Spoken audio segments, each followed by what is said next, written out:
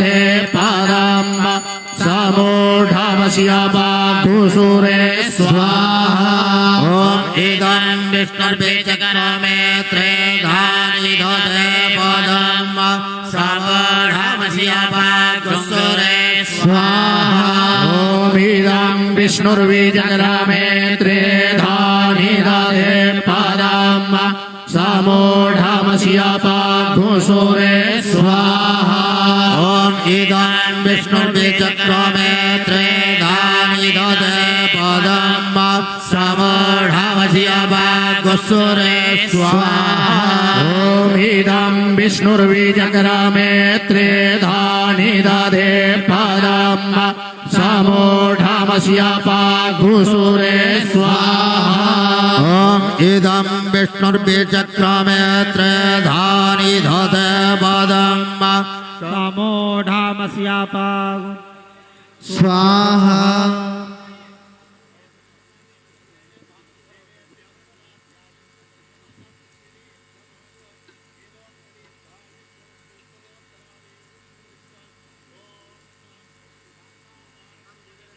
पद्मनाभं सुरेशं विश्वाधारं गगनसदृशं मेघवर्णं शुभांगं लक्ष्मीकान्तं कमलनयनं योगिभिर्ध्यानगम्यं वन्दे विष्णुं भवभयहरं सर्वलोकैकनाथम्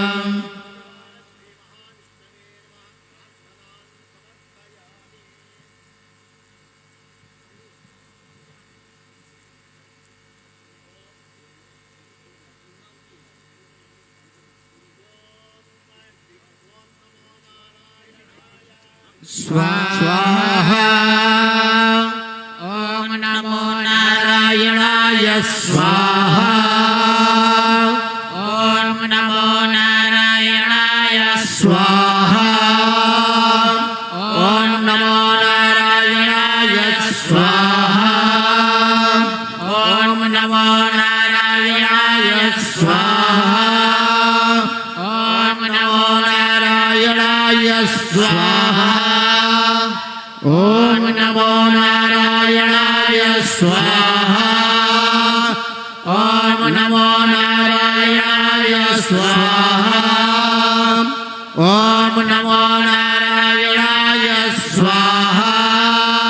ॐ नमो नारायणाय स्वाहा ॐ नमो नारायणाय स्वाहा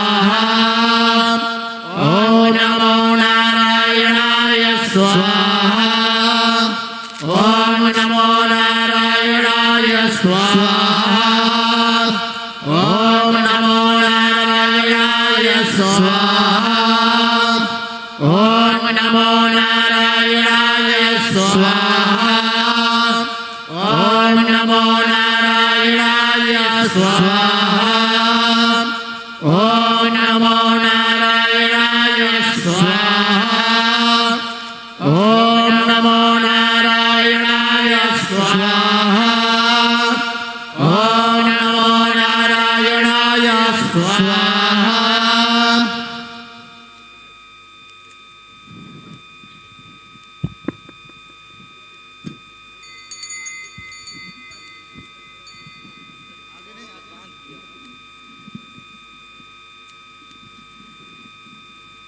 ॐ इदं फलं मया देवा स्थापितं पुरतस्तव तेन मे सफलावाप्तिर्भवेत् जन्मनि जन्मनि ॐ हाथ लगा ॐ पूर्णाहुतिमुत्तमाञ्जुहोति सर्वं वै पूर्णाहुतिः सर्वमेवाप्नोति अतो इयं वै पूर्णाहुतिः अस्यामेव प्रतिष्ठते स्वाहा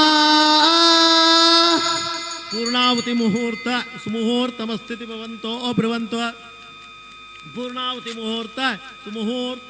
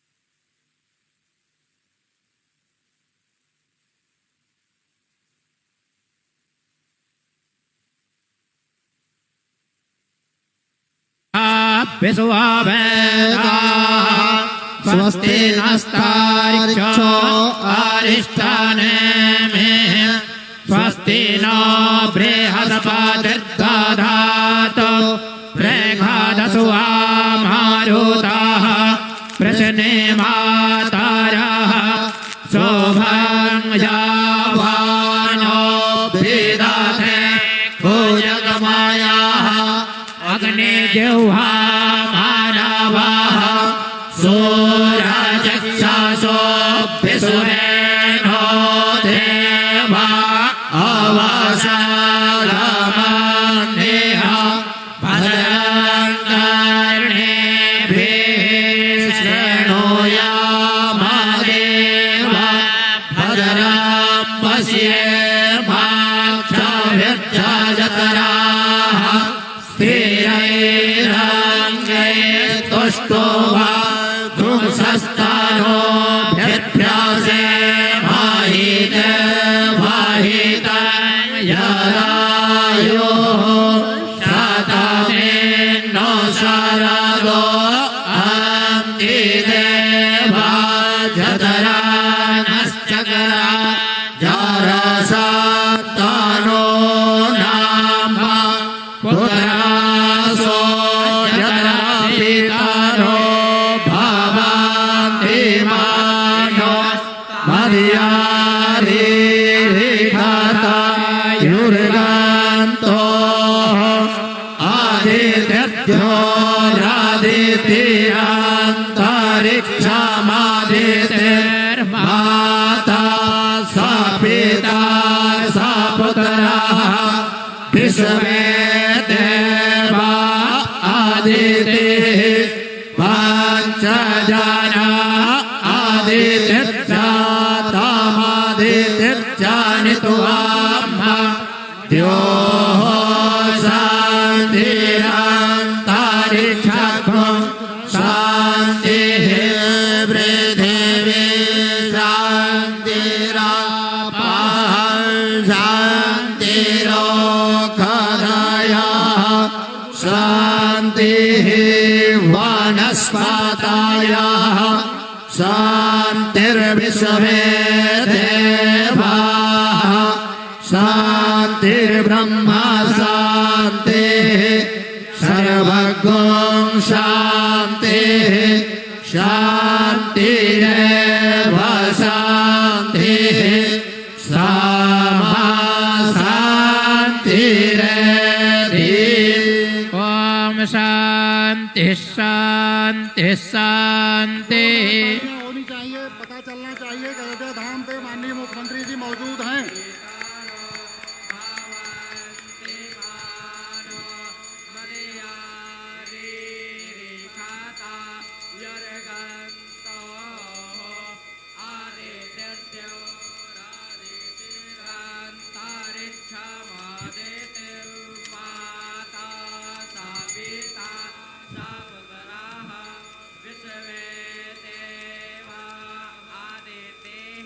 दीप प्रज्वलन की प्रक्रिया पूरी हुई।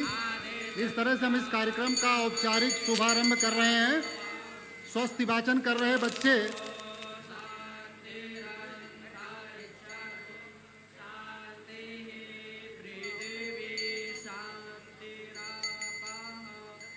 बहुत शुक्रिया। वेद पाठी बच्चे, बहुत बहुत धन्यवाद आपका। आप लोग अपना स्थान ग्रहण करें। गुरुर् ब्रह्मा गुरुर्विष्णु गुरुर्देवो महेश्वरः गुरु साक्षात परब्रह्म तस्मै श्री गुरुवे नमः। जय गुरुदेव। उत्तर प्रदेश के यशस्वी मुख्यमंत्री श्री योगी आदित्यनाथ जी, राज्यसभा के सदस्य माननीय डॉक्टर सुधांशु जी त्रिवेदी, इस शहर के महापौर श्री ऋषिकेश उपाध्याय जी, अयोध्या सदर के माननीय विधायक वेद प्रकाश गुप्ता जी, रुदौली के विधायक माननीय श्री रामचंद्र यादव जी, भारतीय जनता पार्टी के जिलाध्यक्ष संजीव सिंह जी, महानगर अध्यक्ष अभिषेक मिश्रा जी और युवा साथी हर्षवर्धन जी, आप सभी का रामायण विद्यापीठ ट्रस्ट की तरफ से, अपने मुख्य न्यासी श्री अजय प्रकाश जी श्रीवास्तव की तरफ से, अपने मैनेजमेंट की तरफ से मैं तहे दिल से आप सभी संतजन और सभागार में मौजूद सभी एक एक जन का स्वागत, वंदन, अभिनंदन करता हूं।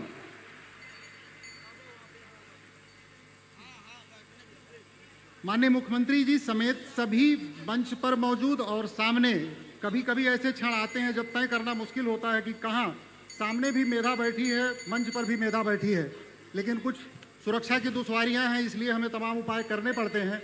आप लोग भी हमारे लिए उतने ही सम्मानित हैं जितने माननीय मुख्यमंत्री जी और मंच पर मौजूद सभी जन हैं। मुख्यमंत्री जी का ध्यान मैं दिलाना चाहता हूं कि जिस यज्ञ की पूर्णाहुति मुख्यमंत्री जी ने अभी करी है, ये यज्ञ 17 नवंबर को महर्षि जी द्वारा स्थापित महर्षि आश्रम नोएडा में 17 नवंबर से शुरू होकर 27 नवंबर तक चला और आज आपके करकमलों से पूर्णाहुति हुई। नोएडा में इसकी अध्यक्षता जगतगुरु स्वामी वासुदेवानंद जी महाराज ने करी थी और यहाँ आपका साथ मिला, आपकी संगत मिली, हम सब अभिभूत हैं। हम सब ये मानते हैं यज्ञ हमारी परंपरा है, यज्ञ हमारी वैदिक रीति है, हमारे रिवाज का हिस्सा है, तो इसका सकारात्मक असर हमारे जीवन पर जरूर पड़ेगा। देश दुनिया में विकास शांति के संकल्प के साथ हमारे मुख्य न्यासी जो हमारे गार्जियन हैं श्री अजय प्रकाश श्रीवास्तव जी, उन्होंने 11 दिन तक लगातार दोनों वक्त एक पैर पर खड़े रहकर नोएडा में यज्ञ में शामिल रहे। एक दिन के लिए, 1 घंटे के लिए भी उन्होंने यज्ञ मंडप नहीं छोड़ा। मैं उनका भी आभारी हूं।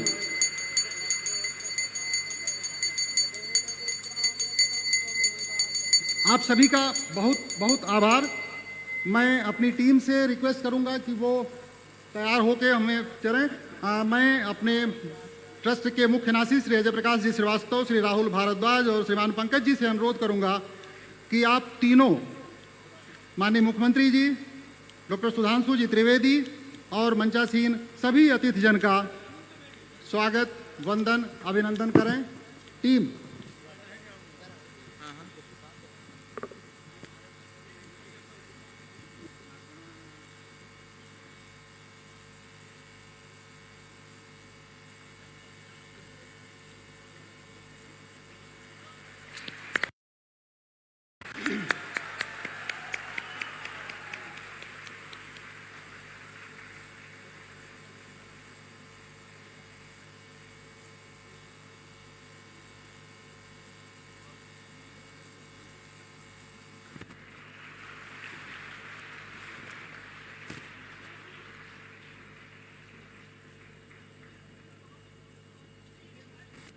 सर, मैं अनुरोध करूंगा कि 2 मिनट आपको तकलीफ होगी, खड़े रहें। सुधांशु भैया का सम्मान होना है और तो फिर आगे हम लोग बढ़ जाएंगे। ऋषिकेश जी हमारे महापौर साहब हैं, तब तक करें। सुधांशु सर आ रहे हैं, तब तक करेंगे।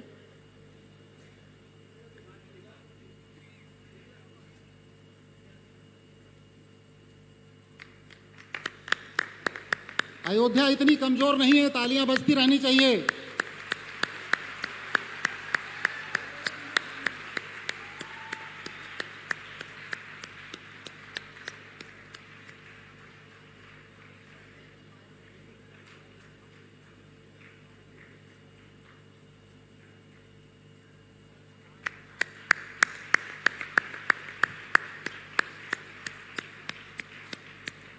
ये जिन लोगों का सम्मान हो रहा है, ये सारे हमारे सम्मानित लोग हैं।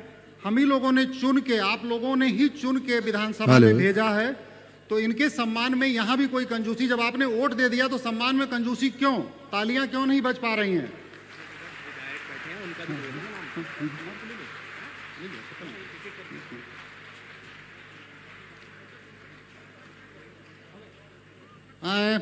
राज्यसभा सदस्य माननीय डॉक्टर सुधांशु जी आ गए हैं, तो मैं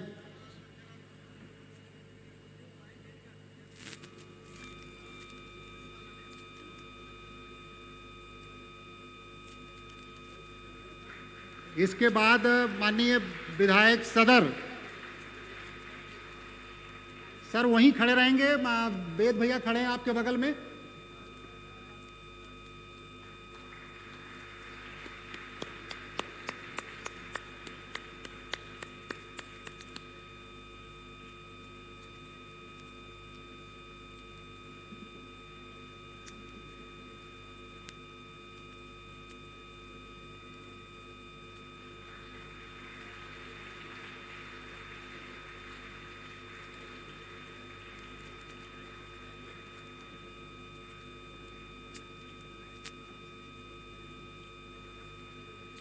माननीय विधायक डीकापुर श्रीमती शोभा सिंह चौहान जी,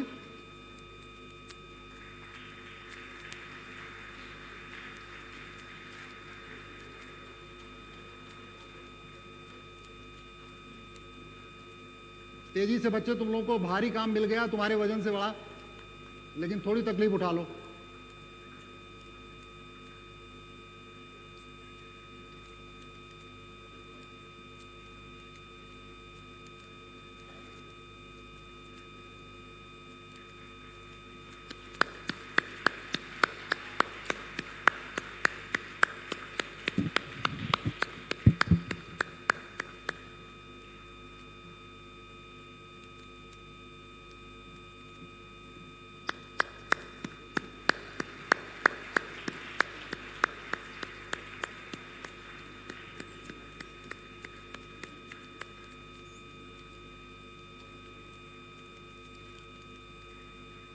इस तरह आपकी मौजूदगी में सम्मान की ये परंपरा पूरी हुई।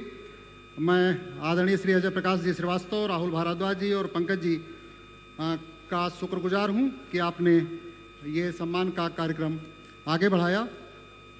आप लोगों ने तालियां बजाई, इसके लिए आपका भी आभार। एक बार ताली बजाएंगे तो बुरा हमें नहीं लगेगा। अब मैं अपनी आईटी की टीम से अनुरोध करूंगा कि महर्षि जी पर आधारित युग दृष्टा महेश योगी कृपया दिखाने का कष्ट करें। Team IT.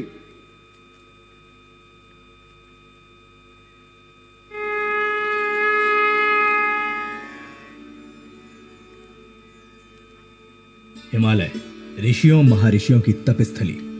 उत्तरकाशी में महर्षि ने साधना की, फिर निकल पड़े सारी दुनिया में मानव जीवन में आनंद की अनुभूति कराने। महर्षि महेश योगी ने धर्म, अर्थ, काम, मोक्ष को प्रायोगिक फलक पर प्राण प्रतिष्ठित कराया।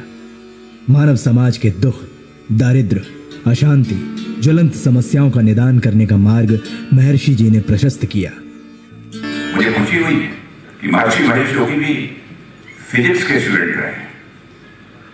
हमारा भी सब्जेक्ट फिजिक्स रहा है, लेकिन महर्षि महेश योगी बनने के लिए कई जन्म लेने पड़ेंगे, तभी शायद बन पाएंगे। नहीं है। भावातीत ध्यान और भावातीत ध्यान सिद्धि कार्यक्रम से सामूहिक चेतना में अलग जगाई और विश्व कल्याण की संकल्प साधना के साथ वसुधैव कुटुंबकम को चरितार्थ कर दिया। महर्षि महेश योगी जीवन पर्यंत अनवरत विश्व पटल पर वैदिक वांग्मय की संपूर्ण विद्याओं को अपनी वैज्ञानिक दृष्टि से सिद्ध कराते रहे। 200 से अधिक स्वतंत्र शोध संस्थानों, विश्वविद्यालयों ने, विश्व के 32 राष्ट्रों ने, 600 से भी अधिक वैज्ञानिक अनुसंधानों ने महर्षि की वैज्ञानिक कसौटी पर अपनी स्वीकारोक्ति की और योगस्था कुरु कर्माणि का प्रायोगिक रूप में उनकी प्रस्तुति को अनूठी ज्ञान शोध की संज्ञा दी। भगवत गीता पर उनकी लिखी टीका ने जहां धूम मचा दी, 7वें दशक में तो उनकी ब्रह्म सूत्रों पर की गई व्याख्या और लिखी गई पुस्तक science of being an art of living की लाखों प्रतियां अब तक बिक चुकी हैं। हॉलैंड में वेद विज्ञान की अनुभूति के प्रायोगिक धरातल सिद्ध करते हुए महर्षि ने आम जनमानस को प्राण प्रतिष्ठित कराया और वेद विज्ञान से स्वर्ग की सी अनुभूति कराते रहे। ये सब कहीं देखने को मिलता नहीं। वहां जाके मैंने उनको ये कहा कि महर्षि जी, मुझे ऐसा लग रहा है कि यदि स्वर्ग की कोई कल्पना की जा सकती है तो आपका आश्रम ही।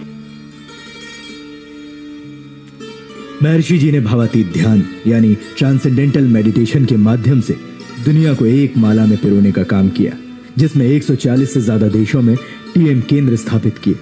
उनकी दूरदर्शिता का अंदाजा इसी बात से लगाया जाता है कि जब दुनिया के कई देश प्राथमिक शिक्षा के लिए संघर्ष कर रहे थे, उस वक्त न सिर्फ देश में बल्कि दुनिया के कई हिस्सों में विश्वविद्यालयों की नींव भी रखी।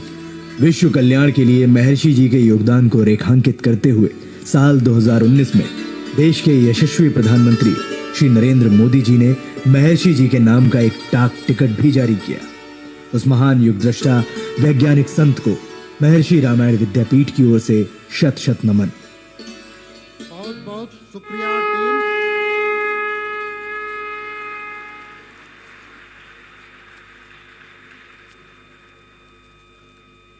अब मैं महर्षि रामायण विद्यापीठ ट्रस्ट के मुखिया मुख्य न्यासी श्री अजय प्रकाश जी श्रीवास्तव से अनुरोध करूं, उससे पहले 2-4 शब्द उनके बारे में मैं आपसे साझा करना चाहता हूं, ये चेष्टा करना चाहता हूं कि मैं करूं। प्रकाश जी लगभग 40 वर्ष से महर्षि संस्थान के साथ उनका रिश्ता है। देश विदेश की 2 दर्जन से ज़्यादा संस्थाओं के साथ वो जुड़े हुए हैं, उनका संचालन कर रहे हैं। महर्षि जी का जितना काम उन्होंने शुरू किया था, जब कोई बहुत बड़ा कद हमारे सामने होता है, महर्षि जैसा हिमालय जैसा कद जब सामने खड़ा हो, उनके काम को लेके आगे जाना बहुत कठिन हो जाता है। लेकिन प्रकाश जी उसको कर रहे हैं, सफलतम तरीके से कर रहे हैं।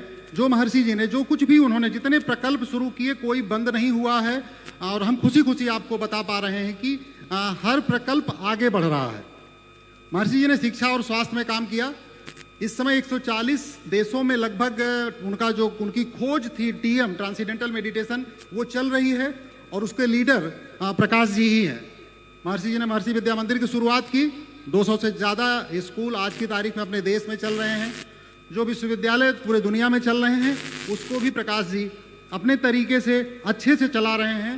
प्रकाश जी की एक बड़ी खूबी है कि आपके पास 35-35, 40-40 साल पुराने साथी संगठन से आज भी उतनी ही तल्लीनता जुड़े हुए, रिटायर होते हैं फिर वहीं काम करने लगते हैं, उनको कहीं जाने की जरूरत नहीं होती है। ये आपकी मोहब्बत है, इसलिए मैंने ये चेष्टा की। मैंने पूछा भी नहीं था, लेकिन मेरा मन कह रहा था कि मैं इस बात को जरूर कहूँगा कि पुराने सहयोगी तभी जुड़े रह सकते हैं जब आप में मोहब्बत करने की ताकत हो, आप उन्हें कुछ देने की क्षमता रखते हो। तो ऐसा काम अजय जी कर रहे हैं। ऐसे हृदय व्यक्ति को मैं आदर के साथ आप सभी के स्वागत सम्मान में 2 शब्द कहने की विनती करूंगा। आदरणीय अजय प्रकाश जी।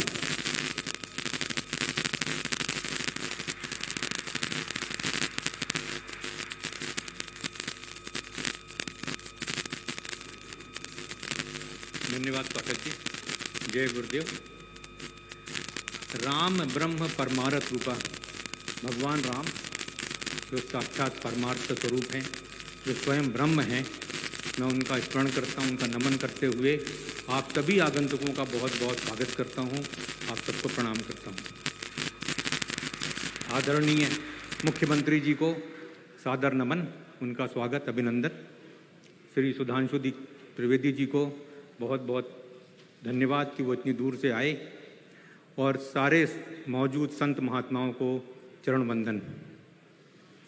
महर्षि जी ने करीब 6 दशक पूर्व ये कार्य शुरू किया कि भारत का जो ज्ञान है, और जो सबसे सिंपल ज्ञान है, गीता में भगवान कृष्ण ने कहा है योगस्थ कुरु कर्माणि, योगस्थ होके काम करो, ऐसा उन्होंने उपदेश अर्जुन को दिया। तो महर्षि जी के गुरु थे स्वामी ब्रह्मानंद सरस्वती शंकराचार्य ज्योतिर्मठ। उनके निर्देश में गुरुदेव ने कहा कि ये जो मंत्र है योगस्थ कुरु कर्माणि, ये सब तक कैसे पहुंचाया जाए कि लोग योगस्थ होकर के काम करें, तो कार्य में कुशलता होगी, कार्य की सफलता होगी और हमेशा कार्य जो है सकारात्मक होंगे। तो उस उद्देश्य को महर्षि जी ने लिया, और उसका प्रैक्टिकल एस्पेक्ट है वो है भावातीत ध्यान या ट्रांसेंडेंटल मेडिटेशन। तो वो उन्होंने सारी दुनिया में प्रचार करना करीब 6 दशक से शुरू किया है, के पूर्व शुरू किया, अपने गुरुदेव की आज्ञा लेकर, गुरुदेव के आशीर्वाद से, और करीब 200 देशों में इस भावातीत ध्यान शैली को पहुंचाया। लोगों को उसका लाभ हुआ, और उसके ऊपर बहुत सारे फिर महर्षि जी ने जब लोगों ने उसका लाभ देखा, तो वैज्ञानिकों ने कहा कि हम इस पर रिसर्च करके देखना चाहते हैं कि ये क्या चीज़, इससे क्या होता है। तो महर्षि ने कहा खूब रिसर्च करो। तो जब लोगों ने रिसर्च करी तो पाया कि जो योगस्थ कुरु कर्माणि का सिद्धांत भगवान कृष्ण ने गीता में कहा था कई हजार साल पहले, वो सिद्धांत इतना सार्थक है कि जब हम ध्यान करते हैं तो इतना ज़्यादा चेंजेस हमारे शरीर में, मन में होते हैं कि उससे पॉजिटिविटी और क्रिएटिविटी अपने आप बढ़ती है। तब महर्षि जी ने जब देखा कि हमारा एक छोटा सा मंत्र, गीता का छोटा सा मंत्र इतना पॉपुलर हो सकता है, इतना उपयोगी हो सकता है समाज के लिए, तो महर्षि जी ने जो भारत की वैदिक साहित्य है उसके विभिन्न अंगों को शुरू किया, जिसमें आयुर्वेद है, ज्योतिष है, वास्तु है, स्थापत्य वेद है, गंधर्व वेद है, वैदिक कृषि है, ये सब चीज़ों को महर्षि ने सारी दुनिया फैलाना शुरू किया, और लोगों को बोला कि हमारे देश का जो ज्ञान है, भारत का जो ज्ञान है, भारत की जो वैदिक संपदा है, उसके द्वारा जो है पूरी दुनिया में शांति, समृद्धि और विकास किया जा सकता है। हम महर्षि जी ने करीब 30-40 वर्ष पूर्व ये सोचा कि ये वैदिक सिद्धांत, वैदिक जो शिक्षा है वो कम होती जा रही है, खत्म होती जा रही है। तो उन्होंने उस समय ये निर्णय लिया कि हम वैदिक शिक्षा को बढ़ावा देंगे और वैदिक शिक्षा, कर्मकांड है जिसमें अनुष्ठान है, इसकी शिक्षा दी। और मुख्यमंत्री जी, आपको जानकर खुशी होगी कि अभी तक 1 लाख से ज़्यादा विद्यार्थियों को हम लोग वेद की शिक्षा, अनुष्ठान की शिक्षा, कर्मकांड की शिक्षा दे चुके हैं इस 40 सालों में। तो इस तरह से महर्षि जी ने जब अपने, महर्षि जी के इन्हीं कार्यों के कारण सारी दुनिया में जब भारत का नाम हुआ, वैदिक संस्कृति का नाम हुआ, तो फिर महर्षि जी ने करीब 22 साल पहले ये सोचा कि हम अयोध्या में कुछ करें। एक्चुअली 30 साल पहले तो उन्होंने कहा अयोध्या, क्योंकि उस समय मंदिर बनने का ऐसा कुछ नज़र नहीं आ रहा था, पॉजिटिविटी दिख नहीं रही थी कि मंदिर बनने का कभी बहुत जल्दी वो निर्णय होगा। वो तो इत्तेफाक से हो गया, हम लोग भगवान की कृपा से इतनी जल्दी निर्णय हो गया मंदिर बनने का, लेकिन उस समय नहीं लग रहा था कि ऐसा होगा। तो महर्षि जी ने एक संकल्प लिया कि हम खुद स्वयं अपने बल पे अयोध्या का विकास करेंगे। और उन्होंने हम लोगों को, सब अपने सेवकों को, जैसे हम लोग हैं, हम लोगों को सबको आज्ञा दी कि अयोध्या के लिए कुछ करो। तो हम लोगों ने ज़मीन ढूंढना शुरू किया, ज़मीन खरीदना शुरू किया। और आज ये जान के बड़ी खुशी होती है कि महर्षि जी ने जो संकल्प लिया था अयोध्या को एक वर्ल्ड स्टैंडर्ड की सिटी बनाने का, इंटरनेशनल उसको नाम देने का, वो हमारी सरकार इस समय करने का प्रयत्न कर रही है, करने का संकल्प लिया है। और बहुत जल्दी हम लोग जो हैं, हमको बड़ी खुशी होती है जान करके कि जो सपना, जो संकल्प महर्षि जी ने लिया था वो हमारी सरकार पूरे करने जा रही है। बहुत ही खुशी की बात है और हम लोग बहुत इस बात से बहुत खुश हैं कि जो मेहनत हम लोगों ने 35 साल पहले शुरू करी थी वो सफल होने जा रही है। और महर्षि जी ने करीब 20-22 साल पहले एक निर्णय लिया कि अयोध्या में एक यूनिवर्सिटी बनाई जाएगी। उस समय उन्होंने ये किताब लिखी थी, उसका नाम था महर्षि वैदिक यूनिवर्सिटी इन अयोध्या। तो उस पूरी किताब में पूरे भगवान राम के बारे में वर्णन है और किस तरह से हम क्या क्या उस यूनिवर्सिटी में पढ़ाएंगे। और ये बहुत खुशी की बात है कि अभी पिछले कुछ ही महीनों पहले हमने अपनी सरकार को, उत्तर प्रदेश की सरकार को हम लोगों ने मिलकर एप्लीकेशन दी कि हमको एक यहाँ महर्षि महेश योगी रामायण विश्वविद्यालय बनाना है। और हमको जो है मौखिक रूप से सरकार का निर्णय पॉजिटिव रूप से मिल चुका है कि बहुत जल्दी महर्षि महेश योगी रामायण विश्वविद्यालय की स्थापना अयोध्या में करने का निर्णय उन्होंने हमको स्वीकृति, मौखिक रूप से स्वीकृति दे दी है। और बहुत जल्दी हम लोग इसका यहाँ पर निर्माण करेंगे। और मेरा अनुरोध होगा उस समय मुख्यमंत्री जी को मैं दोबारा बुलाऊं यहाँ पे यूनिवर्सिटी का शिलान्यास करने के लिए और उनके कर कमलों से यूनिवर्सिटी का निर्माण शुरू हो।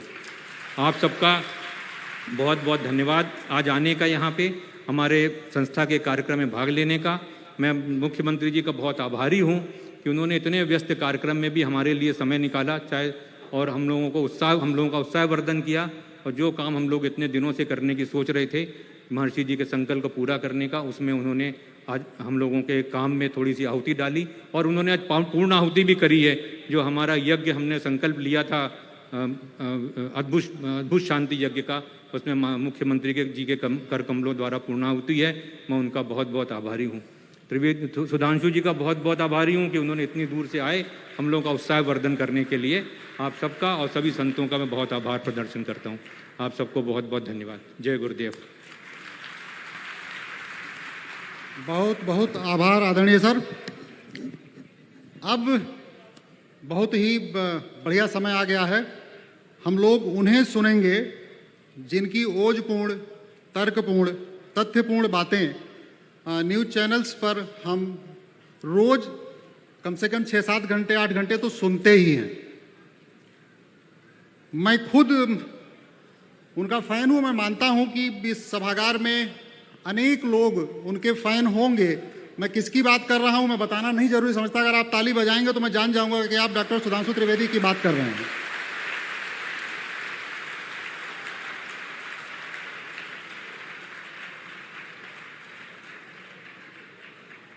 अयोध्या का नागरिक होने के नाते और सुधांशु जी से निजी रिश्ते होने के नाते मैं उनका जो शोध परक जितनी बातें हैं, उनकी जिंदा दिली और उनकी विद्वता का आमतौर पर नेताओं की विद्वता का कायल होना बड़ा कठिन होता है। मैं मंच पर सारे नेतागण बैठे हैं, मैं बहुत खराब बात कर रहा हूं, लेकिन डॉक्टर सुधांशु त्रिवेदी उस परिधि को तोड़ते हैं, उस बाउंड्री को तोड़ते हैं और तय करते हैं कि वो जो बोलते हैं वो राजनीति से परे नहीं होता, राजनीति के दायरे में रह के लेकिन तथ्यों के साथ होता है। ऐसे डॉक्टर सुधांशु त्रिवेदी जी को मैं अनुरोध करूंगा कि आप आएं और अयोध्या के जनमानस को, हमारे संत जन को, माननीय मुख्यमंत्री जी समेत बाकी जो भी उपस्थित जनता है उनको संबोधित करें। डॉक्टर सुधांशु जी त्रिवेदी।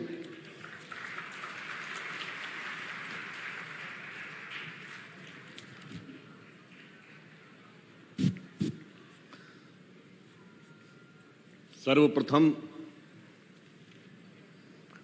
अयोध्या, मथुरा, माया, काशी, कांची, अवंतिका, पुरी, द्वारावती चैव सप्तैता मोक्षदायका, मोक्षदायिनी नगरियों में सर्वप्रथम अग्रगण्य अयोध्या की इस भूमि को नमन करता हूं।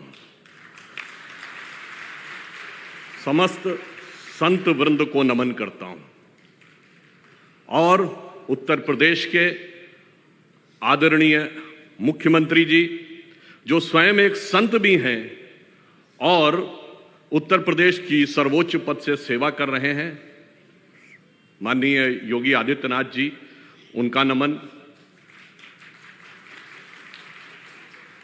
अजय प्रकाश जी श्रीवास्तव, श्री ऋषिकेश जी उपाध्याय, महापौर अयोध्या, श्री वेद प्रकाश गुप्ता जी, माननीय विधायक अयोध्या, श्री रामचंद्र यादव जी, माननीय विधायक रुदौली, माननीय विधायक बीकापुर, बाबा गोरखनाथ जी, माननीय विधायक मिल्कीपुर, श्री संजीव सिंह जी, भाजपा जिला अध्यक्ष अयोध्या, श्री अभिषेक मिश्रा जी, भाजपा महानगर अध्यक्ष, और श्री हर्षवर्धन सिंह जी, प्रदेश महासचिव भारतीय जनता युवा मोर्चा।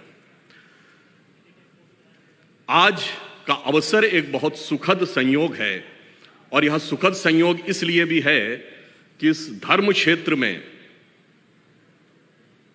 हमारे मध्य उत्तर प्रदेश के मुख्यमंत्री आदरणीय योगी जी हैं, जो धर्म के भी प्रतिनिधि हैं और कर्म के भी प्रतिनिधि हैं। और यह देश एक ऐसा देश है जो धर्म से अनुप्राणित होता है। इसीलिए बात मैं कई बार कहा हूं और जिम्मेदारी से कहता हूं, यह देश कभी धर्मनिरपेक्ष नहीं हो सकता, क्योंकि इस देश के सर्वोच्च न्यायालय के एम्बलम पे लिखा है यतो धर्मस् ततो जयः। तो यह धर्म प्राण देश है। तो धर्म प्राण देश में, देश के सबसे बड़े सूबे में यदि सेवा करने के लिए, सर्वोच्च पद से कर्म करने के लिए धर्म प्राण शासक हो, तो निश्चित रूप से धर्म के पथ पर ले जाने का योग अच्छा बनता है। और यह योग ऐसे ही नहीं बनता है।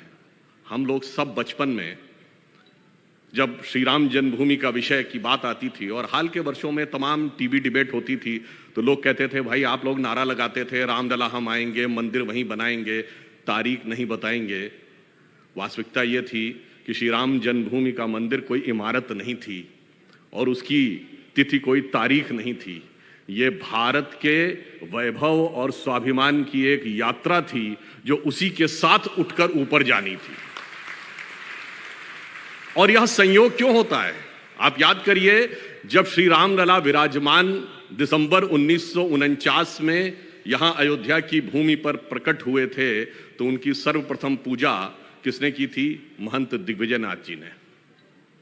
1980 के दशक में 85, 86, 87 में जब श्री राम जन्मभूमि आंदोलन प्रारंभ हुआ, तो उसकी सर्वप्रथम अध्यक्ष कौन थे? महंत अवैधनाथ जी।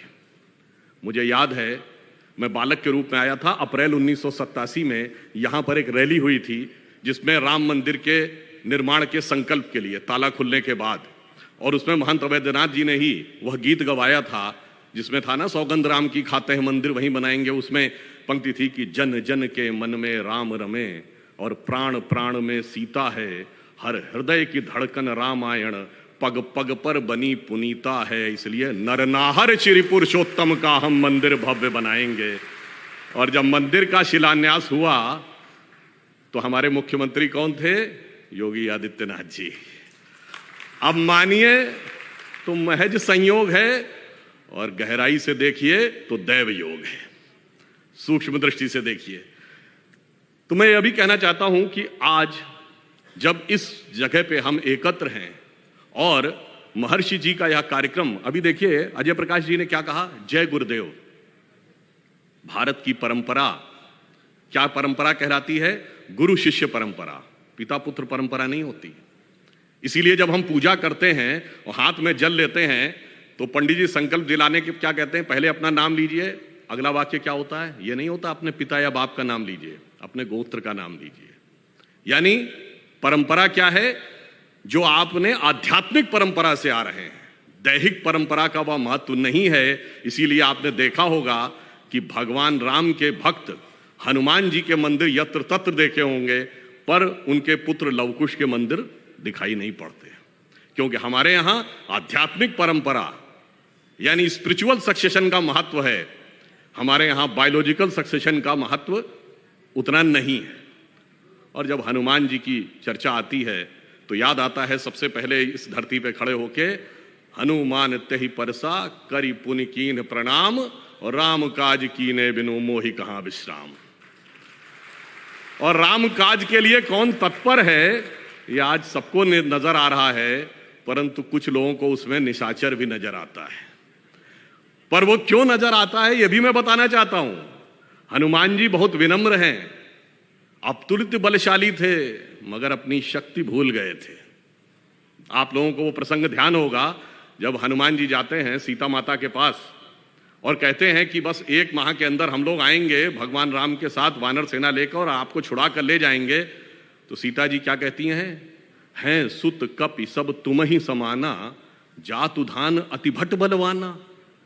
भाई वानर तो तुम्हारे जैसे हैं और ये राक्षस तो बहुत शक्तिशाली हैं।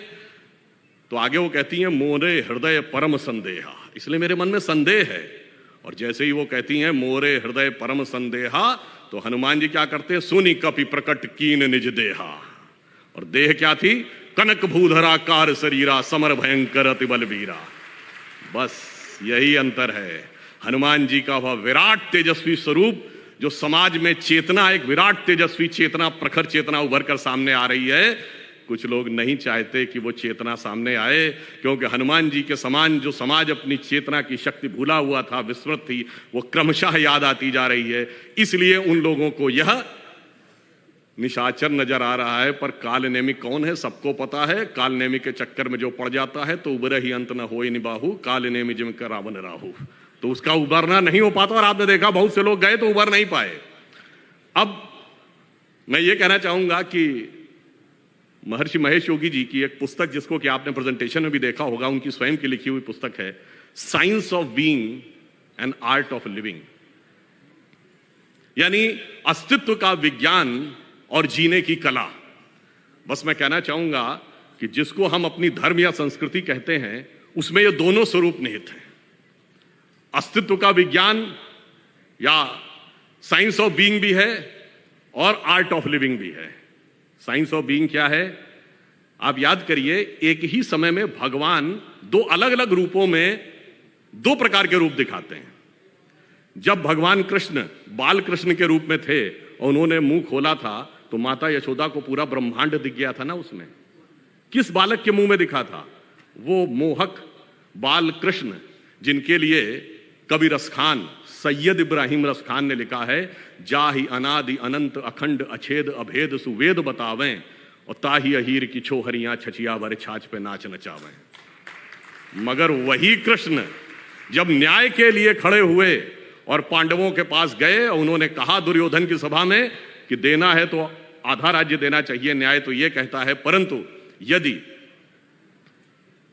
देना हो तो 5 गांव दे दो, हम संतोष कर लेंगे। परंतु दुर्योधन ने कहा सुई की नोक के बराबर भी नहीं देंगे। जब अन्याय की यह पराकाष्ठा हो जाती है, तब दोबारा ब्रह्मांड दिखाया था भगवान कृष्ण ने विकराल रूप में। तब उन्होंने दुर्योधन से कहा, दृग हो तो दृश्य अकांड देख, मुझमें सारा ब्रह्मांड देख, नभ में ये कुंतल जाल देख, पग के नीचे पाताल देख, गत और अनागत काल देख, मेरा स्वरूप विकराल देख। तो दोनों स्वरूप दिखते हैं, मोहक भी और ओजस्वी भी।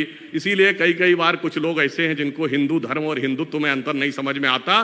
तो भगवान कृष्ण का एक स्वरूप धर्म भी है, वही दूसरा स्वरूप एक्टिविटी भी है, वो एक साइंस ऑफ बीइंग है, या आर्ट ऑफ लिविंग है।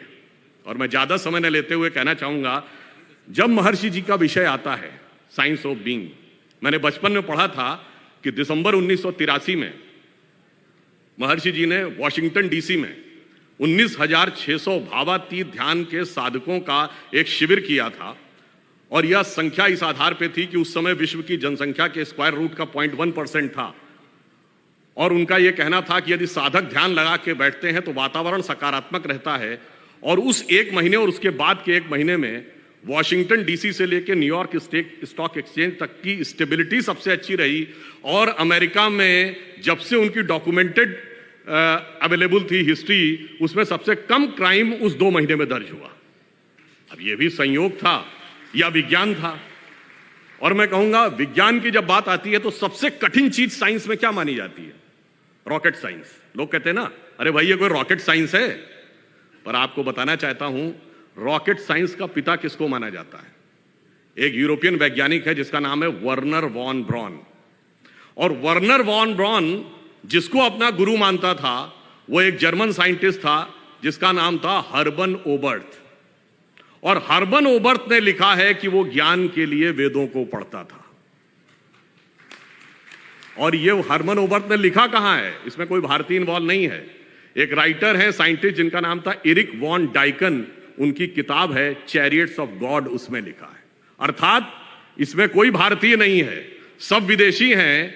और एरिक वॉन डाइकन ये बता रहा है कि रॉकेट साइंस के पिता का गुरु कहता है कि ज्ञान वेदों से मिलता है। इसीलिए आदि शंकराचार्य जी ने ऐसे ही नहीं कहा था वेदो निखलो धर्मो मूला। इसलिए मैं मानता हूं कि यहां पर जो वेद विज्ञान पीठ की स्थापना हो रही है, जैसे योगी जी ने कर्म का मार्ग प्रशस्त किया है, इनके नेतृत्व में विज्ञान का मार्ग भी प्रशस्त होगा। और यह पंक्ति कहकर समाप्त करता हूं, इस विज्ञान का आधार क्या बनेगा? जो अर्थ भी दिखाएगा, परमार्थ भी दिखाएगा। आदरणीय अटल जी की बड़ी प्रसिद्ध कविता थी, आप सब ने, बहुतों ने शायद सुना हो, हिंदू तन मन हिंदू जीवन, रग रग हिंदू मेरा परिचय। उसी हिंदू संस्कृति और वेद संस्कृति से निकलेगा। उसका एक छंद था, उसी से कह के समाप्त करता हूं। मैं अखिल विश्व का गुरु महान, देता विद्या का अमर दान, मैंने दिखलाया मुक्ति मार्ग, मैंने सिखलाया ब्रह्म ज्ञान। मेरे वेदों का ज्ञान अमर, मेरे वेदों की ज्योति प्रखर, मानव के मन का अंधकार क्या कभी सामने सका ठहर। मेरे स्वर्णभ में गहर गहर सागर के जल में छहर छहर, इस कोने से उस कोने तक कर सकते जगती सौरभमय। हिंदू तन मन हिंदू जीवन, रग रग हिंदू मेरा परिचय। धन्यवाद।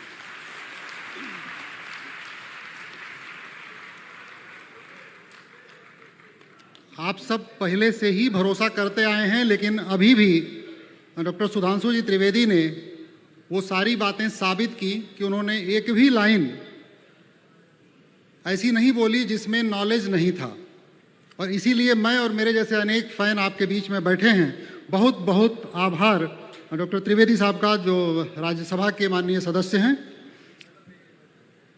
अब मैं आप और मुख्यमंत्री जी के बीच में बिल्कुल नहीं आऊँगा, लेकिन 2-3 मिनट कुछ बातें ऐसी हैं मेरे मन में जिसकी मैंने मंजूरी नहीं ली है, लेकिन मैं कहना चाहता हूं। हमारी संत परंपरा, चूंकि हमारे सामने संत बैठे हैं, मंच पे संत बैठे हैं, तो थोड़ी बात संतों की हम करना चाहते हैं। महर्षि जी के कार्यक्रम में है, सामने 200 से ज़्यादा संत हैं, मुख्यमंत्री जी खुद संत हैं।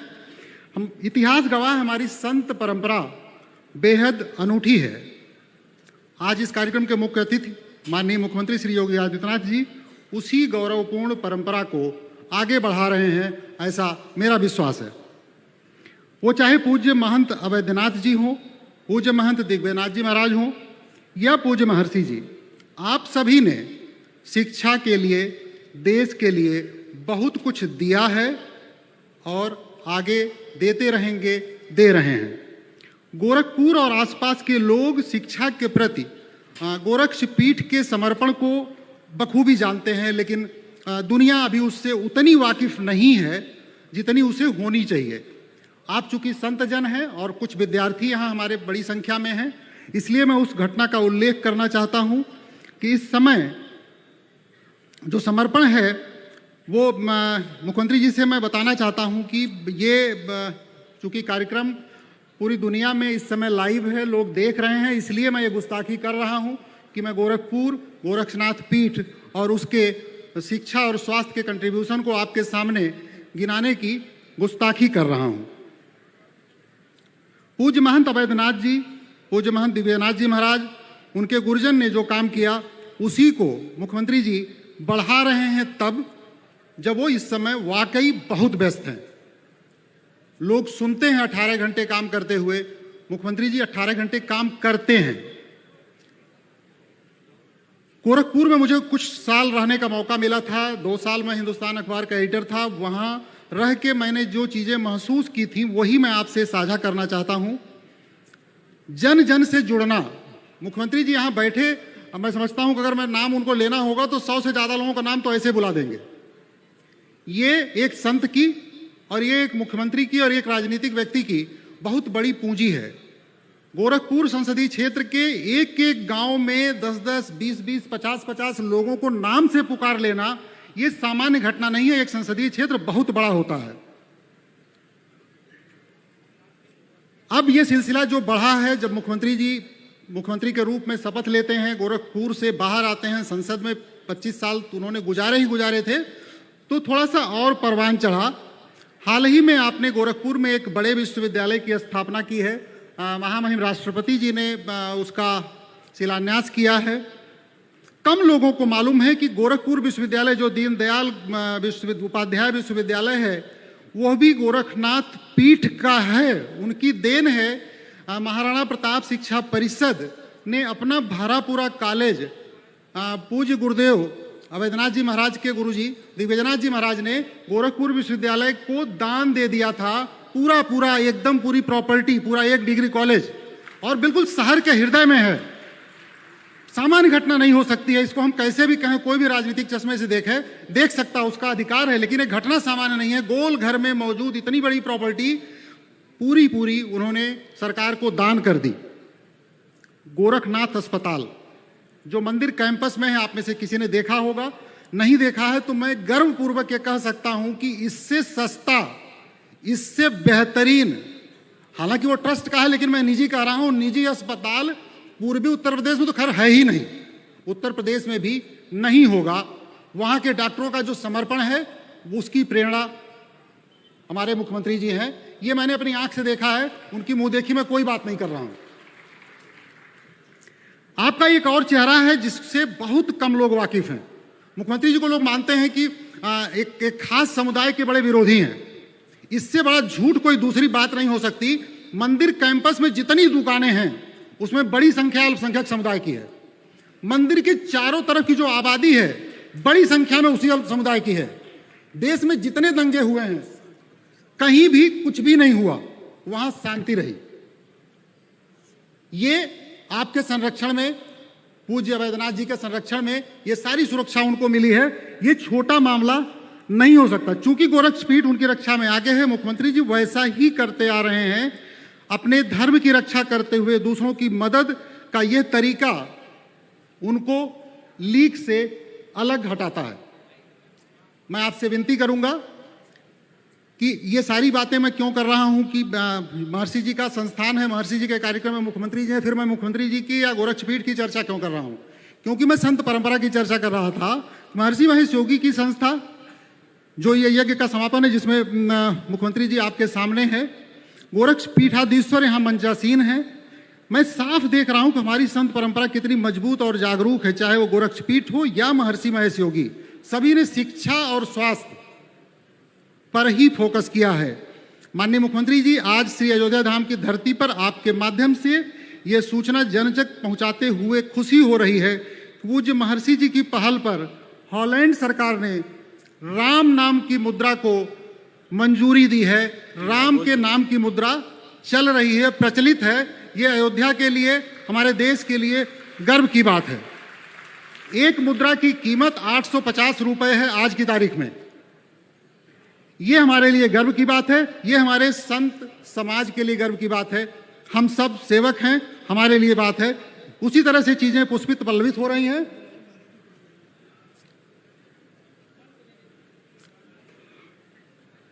मैं अपनी बात को रोकूंगा और मुख्यमंत्री जी से अनुरोध करूंगा कि आप आए और आशीर्वचन स्वरूप हम सबको कुछ न कुछ दें।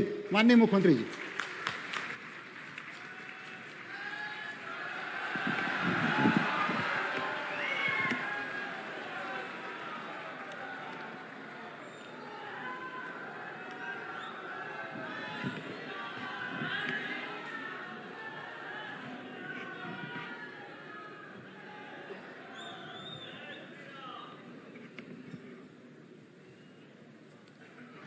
श्री विष्णु सर्वाद्भुत शांति महायज्ञ के इस पूर्णाहुति कार्यक्रम में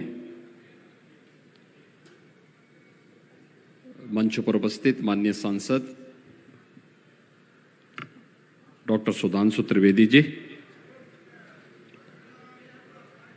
प्रबंध न्यासी महर्षि रामायण विद्यापीठ ट्रस्ट श्री अजय प्रकाश श्रीवास्तव जी, अयोध्या के महापौर श्री ऋषिकेश उपाध्याय जी, मान्य विधायकगण श्री वेद प्रकाश गुप्ता जी, रामचंद्र यादव जी, श्रीमती शोभा सिंह चौहान जी, श्री बाबा गोरखनाथ जी, जिलाध्यक्ष भारतीय जनता पार्टी श्री संजीव सिंह जी, महानगर अध्यक्ष श्री अभिषेक मिश्रा जी, भारतीय जनता युवा मोर्चा के प्रदेश महामंत्री श्री हर्षवर्धन सिंह जी, आज के इस महर्षि रामायण विद्यापीठ ट्रस्ट के द्वारा आयोजित आज के इस कार्यक्रम में उपस्थित सभी पूज्य संतजन, महर्षि रामायण विद्यापीठ ट्रस्ट से जुड़े हुए सभी आचार्यगण,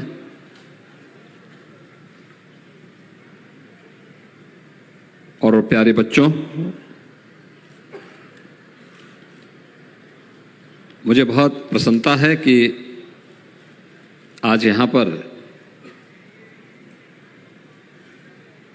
सूर्यवंश की इस राजधानी में मर्यादा पुरुषोत्तम भगवान श्री राम के इस पावन धरा पर श्री विष्णु सर्व अद्भुत शांति महायज्ञ का समारोह भी इस भव्य पूर्णाहुति के साथ संपन्न हुआ है।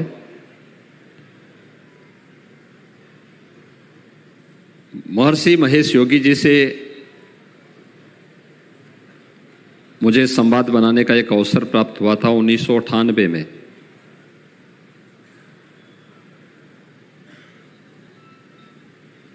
और वास्तव में उन्होंने 1950 और 1960 के दशक के उपरांत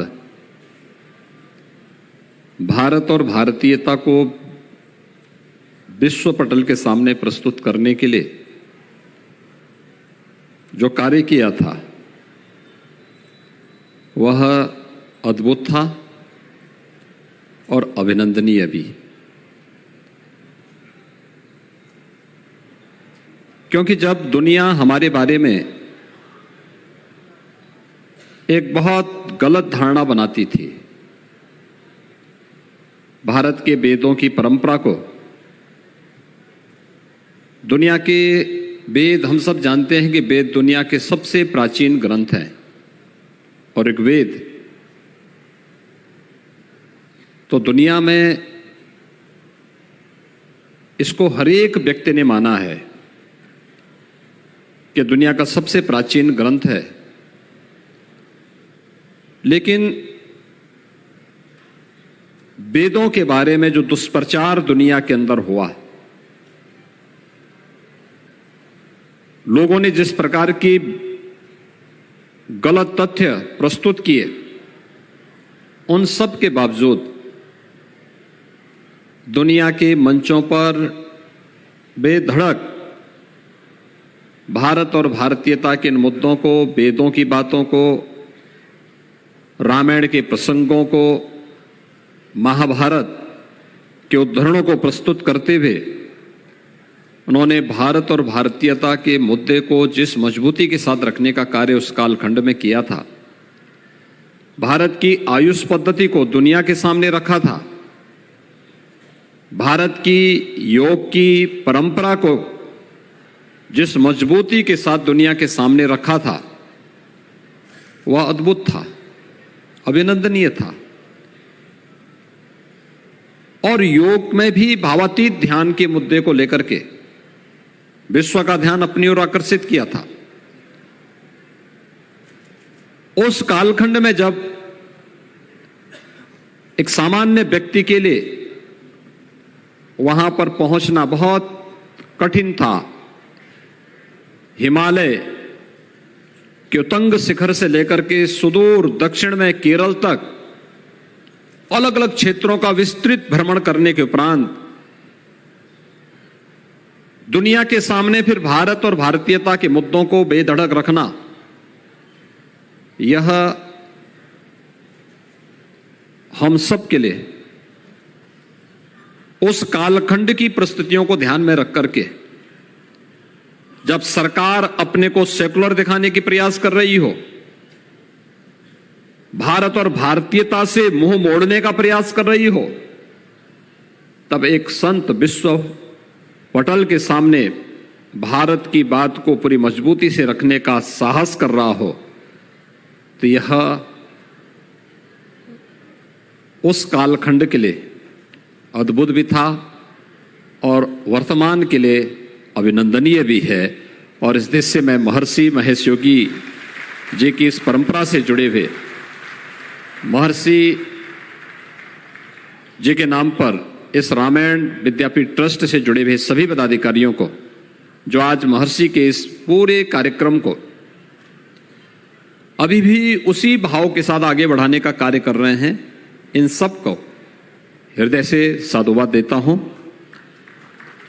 भाइयों बहनों, हम सब जानते हैं अयोध्या सूर्य वंश की राजधानी है और मर्यादा पुरुषोत्तम भगवान श्री राम विष्णु के एक महत्वपूर्ण अवतार भी हैं, जिन्होंने इसी अयोध्या में जन्म लेकर के भारत के अंदर और विश्व मानवता के लिए एक मनुष्य को सम विषम परिस्थितियों में मर्यादा का पालन करते हुए कैसे आचरण करना चाहिए, ये सभी कुछ जिन्होंने स्वयं के मानवीय चरित्र के माध्यम से संपूर्ण मानवता के सामने जिन्होंने एक आदर्श प्रस्तुत किया। अयोध्या उनकी स्वयं की जन्मभूमि भी है। कौन ऐसा भारतीय होगा जो अयोध्या की परंपरा पर गौरव की अनुभूति न करता हो। और हर एक व्यक्ति अयोध्या की इस परंपरा के साथ जुड़ना चाहता है। हम देश के अंदर जाते हैं, अलग अलग क्षेत्रों में जाकर के इस बात का मालूम करते हैं। भारत ही नहीं, अब तो दुनिया के अंदर भी हम लोग जाके देखते हैं। आपको याद होगा जब 2017 में हम लोगों ने यहां पर दीपोत्सव के कार्यक्रम को प्रारंभ किया था। दीपोत्सव के कार्यक्रम में हम लोगों ने कई देशों से रामलीलाओं को बुलाया था, जिन देशों में रामलीला का मंचन होता है। और उन लोगों को यहां पर जब बुलाया था तो इंडोनेशिया की रामलीला भी आई थी। इंडोनेशिया दुनिया के अंदर सबसे अधिक मुस्लिम आबादी का देश है। उसमें जितने भी पात्र थे सभी मुस्लिम थे। तो मैंने बाहर के देशों से आने वाले रामायण के जितने भी पात्र थे, इनको मुख्यमंत्री आवास पर लखनऊ में बुलाया था, बातचीत करने के लिए और उनका सम्मान करने के लिए। क्योंकि जब यहां अयोध्या में कार्यक्रम था दीपोत्सव का, तो यहां पे भीड़ भाड़ थी, सभी लोग व्यस्त भी थे। तो उस समय यहां पर न संवाद बन पाया था, न उनका सम्मान हो पाया था। तो मैंने उनको लखनऊ विशेष रूप से बुलाया था। वे लोग मेरे पास आए थे। वहां पे थाईलैंड, लाओस की बात मैं मान सकता था। थाईलैंड के राजा अपने आप को राम का वंशज मानते हैं। लाओस की परंपरा अपने को भारत के साथ जोड़ती है। कंबोडिया की पूरी परंपरा भारतीयता से प्रभावित है। लेकिन मेरे लिए यह अद्भुत था कि वास्तव में इंडोनेशिया जैसा देश, जो दुनिया के अंदर सबसे बड़ी मुस्लिम आबादी का देश है, आखिर इंडोनेशिया में ये सभी कलाकार जितने भी रामायण के पात्र बने हुए सब मुस्लिम हैं, लेकिन कोई राम बना है, कोई लक्ष्मण बना है, कोई हनुमान बना है, ये सभी और उसी तन्मयता के साथ, इस भाव के साथ जुड़े हुए हैं। तो मैंने उनसे पूछा इस बात को लेकर के, मैंने कहा भी आप सब रामायण के उससे जुड़े हुए हैं, आप केवल एक कलाकार हैं और कलाकार के रूप में आप इस कार्यक्रम को करते हैं या केवल आपकी भावना भी इस रूप में है? उन्होंने कहा नहीं, हम केवल कलाकार नहीं हैं, राम के साथ हमारा आत्मीय संबंध है। और जब हमें आमंत्रण मिला था अयोध्या का, तो हम लोगों ने उस समय इस बात को कहा था कि साहब अयोध्या में चाहे हमें जैसे भी जाना होगा हम जाएंगे जरूर। अयोध्या ना हमारे लिए गौरव की बात है। मैंने कहा क्यों? उन्होंने कहा साहब देखिए, अयोध्या, राम, ये हमारे लिए कोई एक नाट्य मंचन नहीं है। राम हमारी भी आस्था के प्रतीक हैं, राम हमारे भी पूर्वज हैं। हमारे पूर्वजों ने किसी कालखंड में, किसी पीढ़ी ने अपनी उपासना विधि बदली होगी। उपासना विधि बदलने से पूर्वज नहीं बदल जाते हैं, और इसलिए राम हमारे भी पूर्वज हैं। राम के प्रति हमारे मन में भी वही श्रद्धा, वही आस्था का भाव है। फिर उन्होंने इस बात को कहा, उन्होंने कहा साहब आप तो भारत में रह रहे हैं,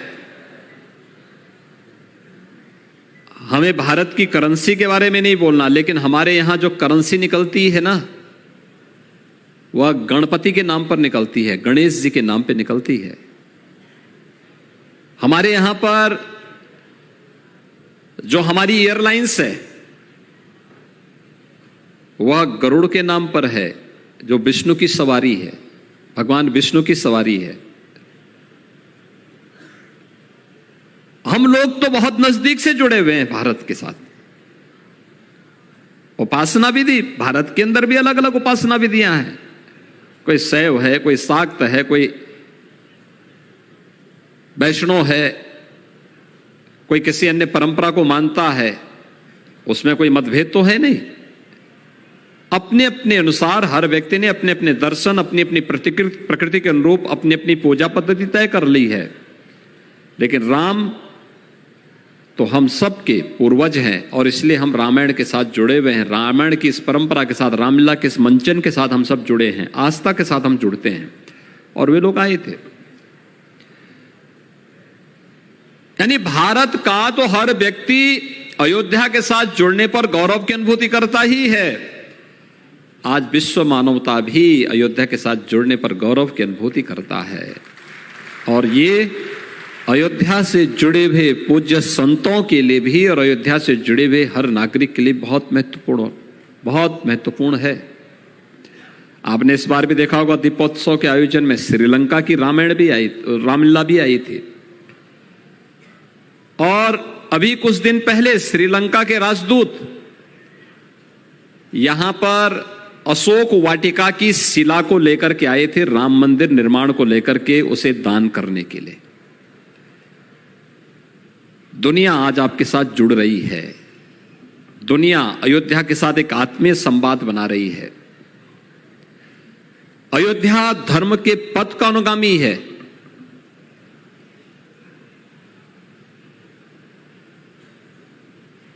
और किस रूप में?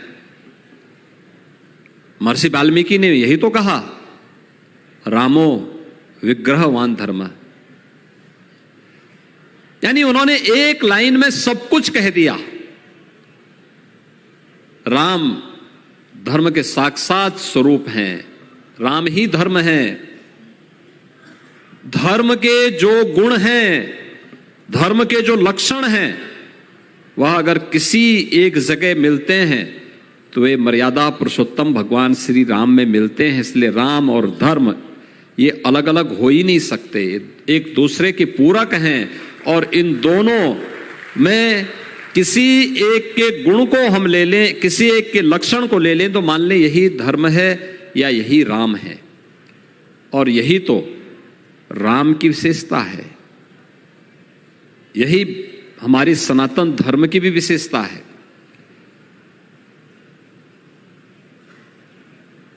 सब कुछ संभव है।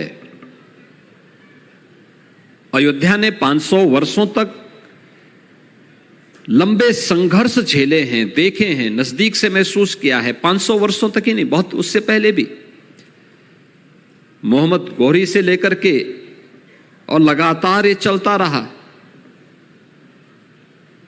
अयोध्या में से राम जन्मभूमि के भव्य मंदिर को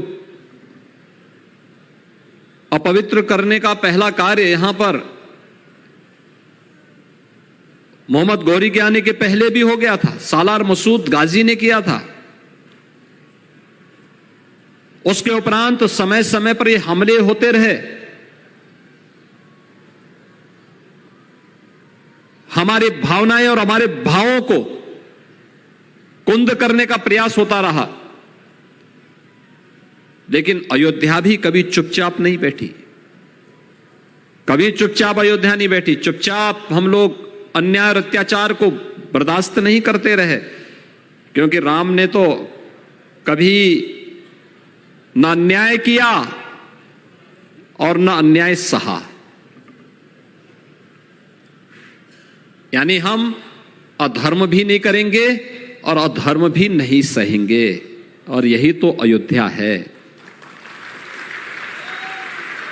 जो गलत न करेगी और न करने देगी। जो अत्याचार करते थे उसका मुंहतोड़ जवाब देने के लिए अयोध्या सदैव खड़ी रही। जो अन्याय करते थे उसका मुंहतोड़ जवाब देने के लिए अयोध्या हमेशा खड़ी रही। और जब सभी एक साथ जुड़े, एक मंच मिला, आंदोलन नई ऊंचाइयों को छूता गया और अद्भुत संजोग बना। प्रधानमंत्री मोदी जी ने 5 अगस्त 2020 को अयोध्या में भगवान राम के भव्य मंदिर के निर्माण का शुभारंभ भी कर दिया है। अब तो किसी को संदेह है ही नहीं, अब तो किसी को संदेह है ही नहीं अयोध्या के कि अयोध्या में राम मंदिर बनेगा कि नहीं बनेगा। मुझे लगता है जिसको स्वयं पे संदेह होगा वही अयोध्या में राम मंदिर निर्माण में भी संदेह करेगा। शेष संदेह की कोई गुंजाइश अब नहीं बची है। और इसलिए भाइयों बहनों, यह एक अद्भुत क्षण है हम सबके सामने कि अयोध्या सूर्य वंश की राजधानी है। भगवान सूर्य की जब हम उपासना करते हैं, नारायण के रूप में करते हैं, स्वयं विष्णु के रूप में करते हैं, विष्णु की जब हम उपासना करते हैं तो इस सृष्टि के पालक के एक सर्वश्रेष्ठ देवता के रूप में करते हैं। और आज तो यहां पर श्री विष्णु सर्व अद्भुत शांति महायज्ञ के साथ जुड़ने का अवसर भी आप सबको प्राप्त हुआ है। महर्षि महेश योगी रामायण विद्यापीठ ट्रस्ट के माध्यम से ये जो कार्यक्रम चल रहे हैं, अनेक कार्यक्रम देश और दुनिया के अंदर चल रहे हैं, उद्देश्य एक ही है, हम अपनी सनातन धर्म को लेकर के दुनिया के सामने जाएं, मानवता के कल्याण का मार्ग प्रशस्त कर सकें। योग के माध्यम से भी लोगों के मन में उस प्रकार का भाव जागृत कर सकें। और ये कार्यक्रम निरंतर आज भी, भले ही महर्षि महेश योगी जी आज हमारे बीच में नहीं, उच्च हिमालय में ज्योतिषपीठ के तत्कालीन जगत गुरु शंकराचार्य पूज्य स्वामी ब्रह्मानंद सरस्वती जी महाराज से योग दीक्षा लेने के उपरांत देश के अंदर अलग अलग क्षेत्रों में भ्रमण करने, वहां पर अलग अलग प्रकृति के संतों के साथ मिलने, संवाद बनाने, उस अनुभव को अपने ज्ञानार्जन का माध्यम बनाने के उपरांत उन्होंने दुनिया के अंदर जिस रूप में अपने अभियान को आगे बढ़ाया था, वो आज भी अनेक देशों में, हमें 1998 में भी इस बात की जानकारी थी कि उस समय 1998 के पहले ही 1990 के दशक के प्रारंभ में जब राम जन्मभूमि का आंदोलन चरम पर था, उस समय हॉलैंड में उन्होंने श्री राम मुद्रा को वहां की सरकार के साथ मिलकर के प्रारंभ करने की कार्रवाई प्रारंभ की थी। और आज तो अयोध्या में भगवान राम का भव्य मंदिर के साथ ही सप्तपुरियों में से एक पुरी के रूप में अयोध्या विकास की अपनी नई ऊंचाइयों को छूता हुआ दिखाई दे रहा है।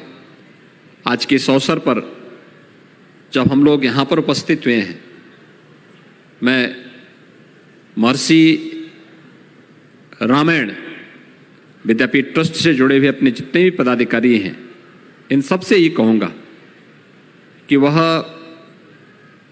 महर्षि महेश योगी जी के द्वारा प्रस्तुत किए गए जो भी भारत और भारतीयता से जुड़े हुए जो भी तथ्य हैं, याद रखना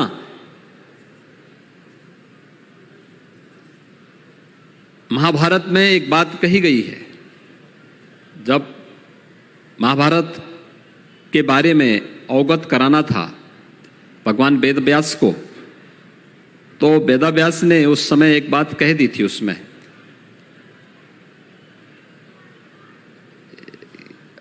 किसी ने पूछा होगा महाभारत के बारे में कि महाभारत जैसा ग्रंथ कैसा है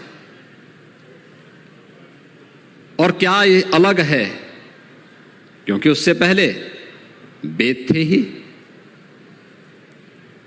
अलग विषय है, श्रवण परंपरा के साथ जुड़े रहे होंगे। रामायण जैसा महाकाव्य आ चुका था, और सर्वश्रेष्ठ महाकाव्य था अपने समय का, आज भी लौकिक संस्कृत का सर्वश्रेष्ठ महाकाव्य माना जाता है। तो उनसे पूछा गया कि आखिर क्या है इसमें, अद्भुत क्या है? तो उन्होंने एक ही बात की थी, धर्मे अर्थे च कामे च मोक्षे च भर्तर्षभ यदि हास्ति त्वदन यत्र यन्ने हास्ति न त्वत्क्वचित्। धर्म, अर्थ, काम और मोक्ष जो चार मानवीय पुरुषार्थ हैं, इनसे जुड़े हुए दुनिया के अंदर जो कुछ भी होगा वह इसमें होगा, इसमें है, और जो इसमें नहीं है वह अन्यत्र कहीं नहीं है। और मुझे लगता है कि महाभारत जैसा महाग्रंथ वह सब कुछ है उसमें, और उसमें वही सब कुछ है जो भारत के अंदर पहले से मौजूद है, जो हमारे वेदों में है, जो रामायण में है, जो उपनिषदों में है, जो पुराणों में है, वे सब कुछ उसमें निहित है। और मुझे लगता है कि हमने उस पवित्र ग्रंथ को, एक समय यह भी साजिश चली थी कि महाभारत के प्रति लोगों के मन में एक अमनस्कता का भाव पैदा करने का प्रयास हुआ था। लोगों को दिखाने का प्रयास हुआ था कि महाभारत जैसे ग्रंथ को लोग अपने घरों में न रखें। आखिर उसी महाभारत महाग्रंथ का ही एक छोटा सा भाग श्रीमद् भगवत गीता है, जिसको इस देश ने अपना राष्ट्रीय ग्रंथ माना। आप न्यायालय में जाएंगे तो श्रीमद् भगवत गीता को साक्षी मान करके ही वहां शपथ ले पाते हैं। लेकिन उन तथ्यों से आपको अनभिज्ञ करने के लिए, दूर रखने के लिए किस प्रकार का दुष्प्रचार होता रहा है। और ये दुष्प्रचार की पराकाष्ठा थी कि हमने कभी अपने परंपरा पर, अपनी संस्कृति पर गौरव की अनुभूति करना नहीं सीखा। योग की परंपरा हजारों वर्षों की परंपरा है। जब कोई हमारा संत, कोई योगी, कोई ऋषि, कोई तपस्वी दुनिया में जाता था, वापस भारत आता था, उसको सम्मान नहीं मिल पाया, नहीं दे पाए। एक समय ऐसा भी था जब हमने प्रतिबंधित कर दिया कि नहीं, विदेश की यात्रा नहीं करनी है।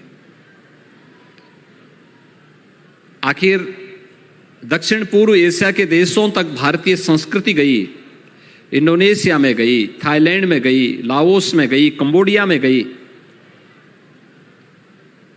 कोई भिक्षुक, कोई संत,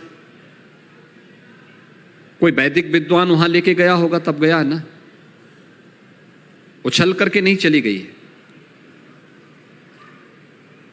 वहां पर अलग से पैदा नहीं हो गई है। लेकिन एक समय ऐसा भी आया जब हमने कहा कि नहीं, कोई बाहर जाएगा हम उसको धर्म से च्युत कर देंगे। जब तक धर्म समय समय पर अपने आप को परिमार्जन नहीं करेगा, ये परिमार्जन की परंपरा हर कालखंड में चलनी चाहिए। समाज को कमजोर करने वाली उन कड़ियों को हमेशा मरम्मत की जानी चाहिए, जो समाज को कमजोर, जिनके कारण समाज कमजोर होता है, राष्ट्र अंततः जिसके माध्यम से कमजोर होता है। और इस समाज की जुड़ी हुई कड़ियों को कमजोर करने वाले उन पाखंडों को, उन रूढ़िवादी तथ्यों को हमें एक एक करके दूर करना होगा। क्योंकि अगर हम इसको दूर नहीं करेंगे और जब भी ये कड़ियां, तोड़ने वाली कड़ियां, समाज को जोड़ने के बजाय तोड़ने वाली कड़ियां मजबूत होती हैं, हमले हुए हैं, विदेशी हमले हुए हैं, यह देश पराधीन हुआ है, और जब भी जोड़ने वाली कड़ियां मजबूत हुई हैं, हमने अपने वैमनस्यता को, अपने बीच की बुराइयों को, रूढ़िवादियों को दूर किया है और आपस में एकजुट होकर के हम लोग किसी अभियान के पथिक बने हैं, तो दुनिया की कोई ताकत भारत के सामने टिक नहीं पाई है। आपने पिछले कुछ कालखंड के दौरान देखा होगा, योग, आज दुनिया के 200 से अधिक देश योग की परंपरा के साथ जुड़े हैं। योग तो बहुत पहले से चला आ रहा था।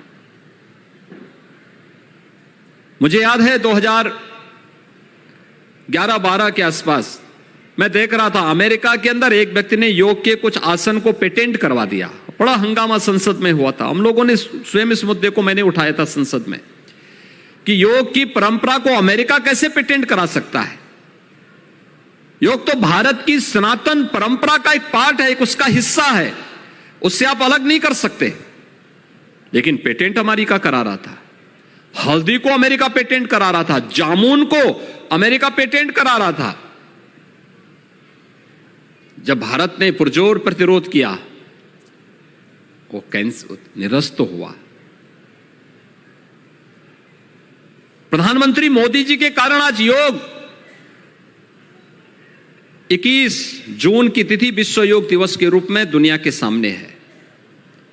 क्योंकि भारत का नेतृत्व आज कह रहा है कि योग तो हमारी ऋषि परंपरा का प्रसाद है, भारत की विश्व मानवता के कल्याण के लिए भारत की देन है योग, इसलिए योग को विश्व योग दिवस के रूप में मनाओ। पूरी दुनिया अगर अपना कल्याण चाहती है तो योग दिवस के साथ जुड़ो, और दुनिया आज इसके साथ जुड़ती है। चीन जैसा देश भी योगासन के साथ जुड़ता है। यह है भारतीय संस्कृति को वैश्विक मान्यता मिलना। कुंभ, हमारे संत ऋषि मुनि, ये जितने भी सामने बैठे संत जन हैं, कौन ऐसा संत है जो कुंभ के आयोजन के साथ न जुड़ता हो? महीनों महीनों वहां बैठ करके आराधना करते, स्नान करते हैं, अपनी साधना को और पुष्ट करते हैं। कुंभ, इससे पहले हमने नियति मान लिया था गंदगी को, अव्यवस्था को, अराजकता को, अव्यवस्था को। कुंभ न केवल भारत के अंदर स्वच्छता, सुरक्षा और सुव्यवस्था का एक उच्च मानक प्रस्तुत करेगा, प्रयागराज कुंभ ने वो करके दिखाया। और यही नहीं, यूनेस्को ने भी इसको विश्व की अमूर्त सांस्कृतिक धरोहर के रूप में मान्यता दी। हजारों वर्षों के बाद 2019 में ये मान्यता मिलती है। ये मान्यता मिलना इस बात को प्रस्तुत करता है कि जब भारत का कोई मजबूत नेतृत्व मजबूती के साथ विश्व पटल पर अपनी बात को दमदार तरीके से रखता है, तो भारत की बात को मानने के लिए सभी संस्थाओं को और सभी संगठनों को मजबूर होना पड़ता है। जब हम स्वयं ही अपने को एक्सीडेंटल मान लेंगे तो स्वाभाविक रूप से सब एक्सीडेंट के ही शिकार होते जाएंगे। और भाइयों बहनों, यही होता रहा है।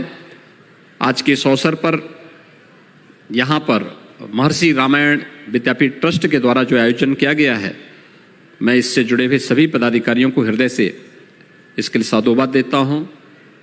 महर्षि महेश योगी जी के उन विचारों को, उन सभी कार्यक्रमों को इस संस्थान, चाहे वह वैदिक ज्ञान का हो, रामायण की परंपरा का हो, जन जन तक पहुंचाने का कार्य करेगा।